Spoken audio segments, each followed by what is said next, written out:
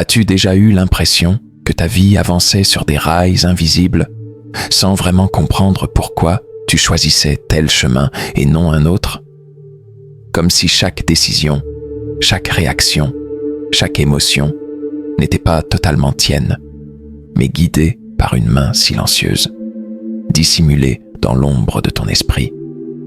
C'est un peu comme marcher dans une maison obscure. Tu avances à tâtons, te heurtant parfois aux meubles, trébuchant sur des obstacles que tu ne vois pas mais que tu ressens. Ce que tu ne sais peut-être pas encore, c'est que cette obscurité a un nom, ton inconscient. Depuis le tout début de ton existence, tu as absorbé des milliers de croyances, d'émotions, d'idées, comme une éponge. Des mots innocents prononcés par un parent, un regard déçu d'un enseignant, une main froide posée sur ton épaule. Tout cela s'est ancré en toi, formant des couches successives, invisibles mais puissantes. Ces couches sont devenues des filtres, des lunettes à travers lesquelles tu perçois le monde. Mais, comme ces lunettes sont portées depuis si longtemps, tu ne sais même plus qu'elles existent. À travers elles, certaines critiques te paraissent insupportables. Certaines situations te semblent effrayantes, sans raison apparente. Et parfois, tu répètes les mêmes erreurs, comme pris dans une boucle dont tu ignores la cause. Ce n'est pas ta faute. Personne ne nous apprend à voir ces filtres. Personne ne nous dit que 95% de ce que nous pensons et ressentons au quotidien est dicté par ce que notre esprit a enregistré inconsciemment. Alors, jour après jour, nous confondons ce mécanisme avec notre véritable nature. Nous croyons que nos peurs, nos blessures, nos habitudes sont des parts immuables de nous-mêmes. Nous appelons cela caractère, personnalité, destin. Mais au fond, il ne s'agit que de réflexes programmés.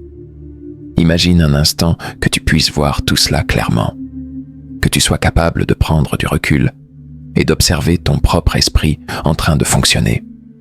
Tu réaliserais que ce qui te blesse profondément n'est pas tant ce que les autres font, mais la façon dont ton inconscient interprète leurs actes. Une remarque banale pourrait ainsi devenir une critique dévastatrice, non parce qu'elle est cruelle, mais parce qu'elle réveille une vieille blessure, jamais totalement guérie. Il existe en toi une possibilité immense, celle de rendre conscient ce qui, jusqu'à présent, dirigeait ta vie dans l'ombre. Mais pour cela, il te faut un courage rare, celui d'oser voir sans détour ce qui se cache derrière tes réactions automatiques. De questionner cette voix intérieure qui te répète que tu n'es pas assez bon, pas assez aimé, pas assez capable. De reconnaître que ta vision du monde est peut-être, en grande partie, une construction basée sur des expériences anciennes, parfois même sur des mensonges que tu as cru vrais. Rappelle-toi que ton regard n'est pas neutre. Il est chargé d'histoires, de peurs, de croyances invisibles. Deux personnes peuvent vivre exactement la même situation et en tirer deux conclusions opposées. Non pas parce que l'une est plus forte ou plus chanceuse, mais simplement parce que leurs filtres ne sont pas les mêmes. Là où l'un voit une opportunité, l'autre voit un danger. Là où l'un ressent de la gratitude, l'autre nourrit du ressentiment. Ce pouvoir de perception, aussi mystérieux qu'il soit, est en réalité ta plus grande clé. Car si tu peux apprendre à reconnaître et à comprendre ces filtres, alors tu peux les transformer. Tu n'es pas condamné à voir la vie à travers des vitres sales et déformantes. Tu peux polir ton regard, couche après couche, jusqu'à ce que tu retrouves la clarté originelle qui est en toi depuis toujours. Chaque fois que tu choisis de devenir plus conscient, tu récupères un fragment de ton pouvoir personnel. Et petit à petit, ces fragments s'assemblent, redonnant vie à une force intérieure que rien ni personne ne pourra plus éteindre. Arrête-toi une seconde. Respire. Sens-tu l'agitation qui court en toi? ces pensées qui jaillissent sans interruption, ces émotions qui montent et redescendent comme des vagues imprévisibles. C'est presque automatique, n'est-ce pas? Un mot entendu, une image vue, un souvenir effleuré. Et déjà ton cœur s'emballe, ta respiration change, ton esprit s'égare. Combien de fois as-tu été emporté sans même t'en rendre compte? Et si tu pouvais t'arrêter au milieu de ce flot? Si, au lieu de lutter ou de t'identifier à chaque pensée, tu pouvais simplement regarder, en silence, sans intervenir. Imagine ton esprit comme un écran de cinéma. Les pensées défilent, les émotions dansent, mais toi, tu restes assis, calme, lucide. Tu n'es pas le film, tu es celui qui regarde. Ce changement de posture semble subtil, presque anodin, et pourtant, il contient en lui une puissance inimaginable. Car tant que tu es fusionné avec ce que tu ressens, tu es esclave de ton propre théâtre intérieur. La colère te consume, elle prend le contrôle. La peur surgit, elle dicte ta fuite. L'enthousiasme t'envahit. Il te projette sans que tu ne comprennes pourquoi. Mais dès que tu passes du rôle d'acteur à celui d'observateur, tout change. Tu vois la colère arriver, mais tu n'es pas obligé de la devenir. Tu sens la peur monter, mais tu peux la regarder passer, comme un nuage emporté par le vent. Tu ressens la tristesse, mais tu sais qu'elle n'est qu'une visiteuse, non une définition de toi. Pendant des siècles, les sages l'ont su. Les stoïciens parlaient de cet espace entre l'événement et notre réaction. Cet espace, minuscule mais sacré, c'est là que réside notre liberté. Ce n'est jamais ce qui t'arrive qui t'emprisonne. C'est ta façon d'y répondre. Pense aux navigateurs sur l'océan. Ceux qui luttent contre chaque vague finissent épuisés, brisés. Ceux qui apprennent à danser avec le courant, eux, avancent, sereins. La vie est un océan. Tu peux te battre contre chaque émotion, chaque pensée, ou bien apprendre à flotter, à glisser, sans t'y noyer. Il ne s'agit pas de devenir froid, distant, insensible. Il s'agit de devenir conscient, de cesser d'être emporté par chaque impulsion comme une feuille dans la tempête. Regarde-toi un instant avec honnêteté. Combien de fois as-tu réagi dans ta journée sans réfléchir, comme mu par une force invisible? Combien de décisions, de mots prononcés, d'actions entreprises n'étaient en réalité que des réponses automatiques à une émotion furtive? Être l'observateur, c'est briser cette chaîne, c'est redevenir maître de soi-même. Ce n'est pas nier ce que tu ressens, ni prétendre que tu es au-dessus des émotions. C'est reconnaître que tu es plus vaste que tout ce qui traverse ton esprit. Tu es l'écran, pas le film. Tu es le ciel, pas les nuages. Tu es la mer, pas la vague. Et à partir du moment où tu intègres cela, tout s'allège. Les insultes des autres perdent leur pouvoir. Les critiques glissent sans s'accrocher. Les événements douloureux ne te brisent plus. Ils t'effleurent, puis passent. Mais cela demande un choix conscient, répété, quotidien. Chaque fois que tu ressens une émotion intense, demande-toi, suis-je en train d'être emporté ou puis-je choisir d'observer? Cette simple question est comme un phare dans la nuit. Elle éclaire ton chemin, même dans les tempêtes les plus sombres. Regarder sans juger, ressentir sans se perdre, observer sans réagir. C'est là que la véritable force commence. Parfois, une émotion surgit sans prévenir. Un frisson dans la poitrine, une boule dans la gorge, une tension au creux du ventre. Tu crois que c'est parce que quelque chose de grave est arrivé. Mais souvent, il suffit d'un détail, d'une parole, d'un souvenir pour raviver en toi des vagues silencieuses, enfouies depuis longtemps. Et bien souvent, au lieu d'écouter ce que ces vagues tentent de dire, tu les repousses, tu les ignores, tu fais semblant de ne rien ressentir. On t'a appris à sourire même quand ton cœur se serre, à continuer d'avancer même lorsque tout crie en toi de t'arrêter. La peur est devenue honteuse. La tristesse est devenue faible. La colère est devenue inacceptable. Et sans t'en rendre compte, tu as enfermé ces émotions dans un coin sombre de ton être, croyant qu'elles disparaîtraient si tu ne les regardais plus. Mais les émotions ne disparaissent jamais.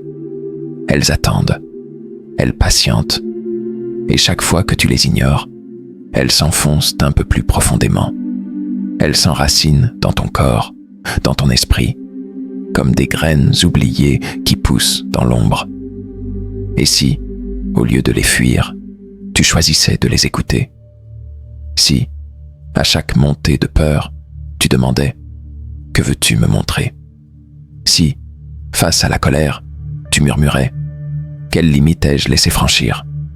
Si, devant l'angoisse, tu t'interrogeais doucement « Que suis-je en train de ne pas oser voir ?» Chaque émotion est un messager. La peur t'indique où tu n'as pas encore osé grandir. La colère te révèle où ton respect de toi-même a été piétiné. La tristesse murmure les parties de toi qui réclament encore tendresse et guérison. Il ne s'agit pas de se laisser dominer par elles, ni de s'y perdre. Il s'agit de leur tendre la main, comme on tendrait la main à un enfant perdu. De les reconnaître, de les accueillir, de leur offrir l'espace qu'elles n'ont jamais eu. Pense à cette rivière qui coule dans une forêt tranquille. Parfois, elle est limpide. Parfois, elle charrie des débris, devient trouble, tourbillonnante. Mais elle reste la rivière. Elle ne se juge pas. Elle ne se fige pas. Elle continue de couler. Ton esprit est cette rivière. Tes émotions sont ses courants. Tu n'es pas obligé de te battre contre elles. Tu n'es pas obligé non plus de te laisser entraîner. Tu peux simplement apprendre à être là, présent, attentif, à regarder passer ce qui te traverse sans t'identifier à ce mouvement. Rappelle-toi, une émotion n'est pas une condamnation. Ce n'est pas un arrêt, ni un échec. C'est un passage. Un signal que quelque chose en toi mérite d'être regardé avec plus de douceur. Plus tu accueilles ce qui monte en toi sans résistance, plus tu t'allèges intérieurement. Plus tu observes, plus tu comprends. Plus tu comprends, plus tu guéris. Le véritable courage n'est pas de ne rien ressentir. Le véritable courage, c'est d'oser tout ressentir, sans peur, sans honte, sans masque. Car chaque émotion traversée avec conscience te rend plus fort, plus vrai, plus vivant. Et c'est à travers ce voyage intime, ce dialogue secret avec toi-même, que naît la véritable liberté intérieure. Tu crois savoir qui tu es. Tu t'accroches à ton prénom, à ton histoire, à ton passé. Tu te dis « Je suis timide, je suis fort, je suis blessé, je suis ceci, je suis cela ». Mais regarde de plus près. Toutes ces étiquettes, tu ne les as pas choisies. On te les a collées, une par une, au fil des années. Et toi, sans même t'en rendre compte, tu les as acceptées comme si elles étaient toi. Chaque fois que tu te dis « Je ne suis pas assez », ce n'est pas toi qui parles. C'est une voix du passé. Chaque peur que tu ressens, chaque honte que tu portes, chaque fierté même, rien de tout cela n'est toi. C'est l'ego. Le masque que tu portes depuis si longtemps que tu as fini par oublier ton visage.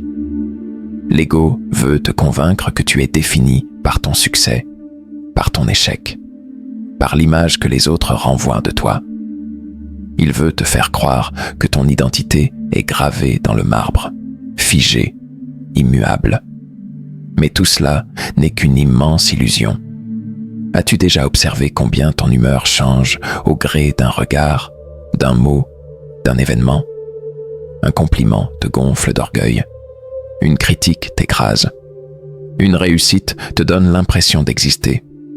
Un échec te fait douter de ta valeur. Si tu étais vraiment ce que tu crois être, comment pourrais-tu être aussi fragile face au monde extérieur?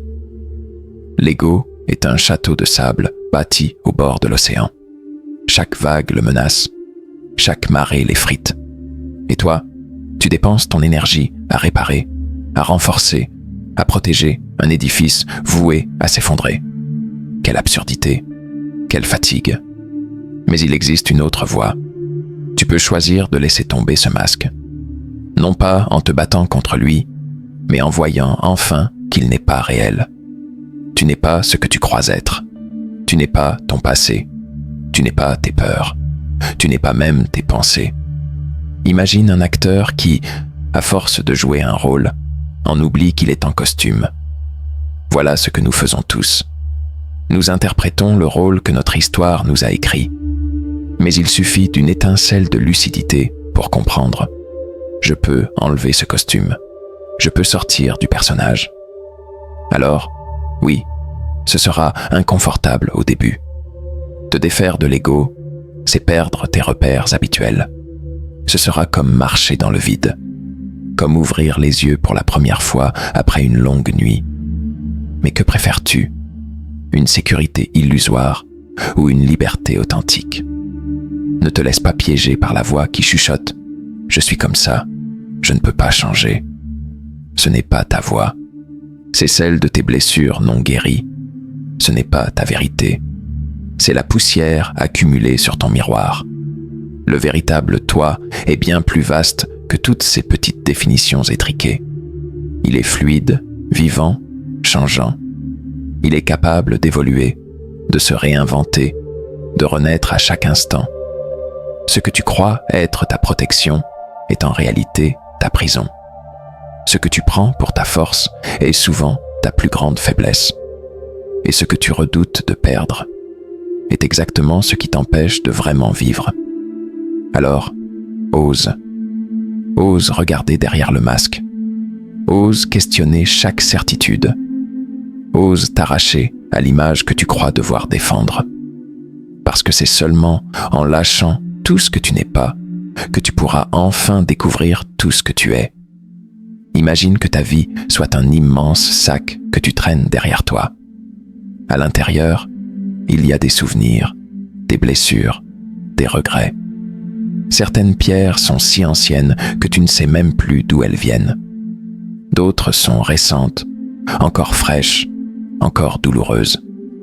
Chaque pas que tu le fais avec ce poids qui alourdit ta marche. Et parfois, sans même t'en rendre compte, tu confonds ce sac avec toi-même. Mais si tu t'arrêtais un instant, si tu ouvrais ce sac et regardais vraiment ce qu'il contient, tu y trouverais des mots que d'autres ont prononcés et que tu as pris comme des vérités. Tu y trouverais des peurs héritées d'anciens échecs, des colères jamais exprimées, des tristesses que tu as camouflées sous des sourires forcés. Tu y trouverais des histoires que ton esprit répète encore et encore, comme des refrains usés. Je ne mérite pas. Je ne suis pas assez bon. Je dois prouver ma valeur. Ces poids ne sont pas toi. Ils ne l'ont jamais été. Ce sont des cailloux ramassés sur le chemin, croyant que c'était nécessaire pour avancer. Mais aujourd'hui, tu peux choisir autrement. Pense à un ruisseau de montagne. Lorsqu'une branche tombe sur son passage, il ne s'arrête pas. Il contourne. Il continue. Il ne s'accroche pas. L'eau sait qu'elle est faite pour avancer, pour couler, pour danser. Elle ne porte pas avec elle tout ce qui est tombé dans son lit. Pourquoi, alors, portes-tu encore les douleurs du passé comme s'il s'agissait de ton identité? Pourquoi ressasses-tu des erreurs anciennes comme si elles définissaient ta valeur actuelle? Pourquoi laisses-tu des souvenirs d'échecs dicter ton courage aujourd'hui? Tu n'es pas ce qui t'est arrivé. Tu n'es pas ce qu'on t'a dit que tu étais.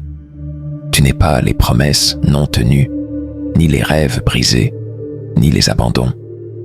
Tu es celui qui observe tout cela.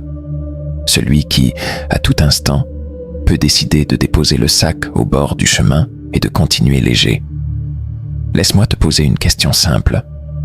Quelles sont les pierres que tu continues de porter inutilement? Un chagrin que tu refuses de laisser partir? Une rancune qui t'épuise en silence? Un jugement que tu tournes et retournes dans ton esprit comme une lame contre toi-même? Le passé ne peut te faire du mal que tant que tu lui offres ta main. Le regret ne peut t'enchaîner que tant que tu refuses d'ouvrir les doigts.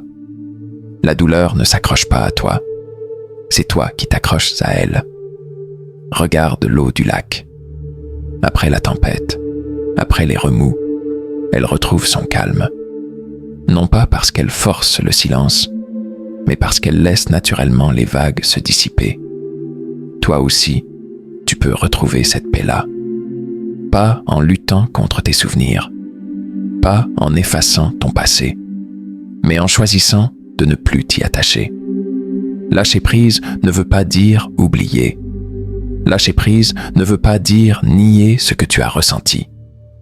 Lâcher prise, c'est reconnaître que ton passé a eu sa place, qu'il t'a façonné, mais qu'il n'a plus à décider qui tu es aujourd'hui. Et dans cet acte de libération silencieuse, tu retrouveras ton véritable visage, celui d'un être libre, léger, vivant, prêt à embrasser l'instant présent sans chaînes invisibles. Chaque jour, le monde t'envoie des vagues d'imprévus, des défis, des surprises. Certains jours, la mer est calme, d'autres, elle est déchaînée. Mais ce n'est pas la mer que tu peux changer, c'est ta manière de voguer dessus. Tu as passé tellement de temps à tenter de réparer l'extérieur, à vouloir modifier les événements, à espérer que les autres te comprennent mieux, t'aiment davantage, te respectent enfin. Mais le secret n'a jamais été là. Il n'a jamais été dehors. Le véritable changement commence au moment où tu comprends que ce n'est pas la vie qui doit s'adoucir. C'est ton regard qui doit devenir plus vaste. Ce n'est pas la difficulté qui doit disparaître. C'est ta capacité à l'accueillir qui doit grandir. Imagine ton esprit comme un instrument de musique. Mal accordé, chaque note est discordante, douloureuse. Mais ajuste légèrement la tension, ajuste ta perception. Et soudain, la mélodie devient fluide, harmonieuse. Rien n'a changé dans le monde extérieur. Tout a changé en toi. C'est ainsi que tu transformes ta vie, non pas en fuyant les tempêtes, mais en apprenant à danser sous la pluie. Non pas en exigeant que les autres se comportent comme tu le voudrais, mais en découvrant comment ton propre regard colore chaque instant. La colère d'un inconnu peut être une provocation, ou l'opportunité d'exercer ta patience. Une défaite peut être une humiliation, ou l'occasion d'affiner ta vision. Un rejet peut être une blessure, ou un passage vers une version plus forte de toi-même. À chaque moment, tu as ce choix silencieux, ce pouvoir discret mais absolu, le silence intérieur, cette paix que tant cherchent en changeant de métier, de partenaire, de ville, ne dépend de rien de tout cela. Il commence lorsque tu arrêtes de croire que l'extérieur doit être parfait pour que tu sois en paix. Il commence quand tu cesses de donner à l'extérieur le pouvoir de décider de ton intérieur. Retiens ceci. Ta perception est ton royaume. Ton interprétation est ton sceptre. Ton état intérieur est ton véritable empire. Certains te diront que c'est naïf, que le monde est cruel, dur, impitoyable. Et ils auront raison, selon leur regard. Mais toi, tu sauras qu'une autre voie existe. Non pas parce qu'elle est facile, mais parce qu'elle est vraie. Tu sauras que la clé ne réside pas dans le monde, mais dans la façon dont tu choisis de le voir. Ce qui te blessait hier peut devenir ta force aujourd'hui. Ce qui te paralysait peut devenir ton élan. Ce qui te détruisait peut devenir ton feu sacré. Il n'est pas question d'ignorer la souffrance. Il est question de la traverser sans perdre ton cap. De rester maître de ton esprit, même lorsque les vents sont contraires. De choisir ton interprétation, encore et encore, jusqu'à ce que cela devienne ta nature. Parce qu'au bout du compte, le vrai pouvoir ne réside pas dans la capacité de tout contrôler. Il réside dans la capacité de tout accueillir sans se laisser abattre. Et c'est ce choix quotidien, discret mais déterminé, qui façonne une vie véritablement libre. Merci du fond du cœur d'avoir pris ce voyage intérieur avec moi. Que chaque pas sur ton chemin t'amène un peu plus près de ta vraie lumière.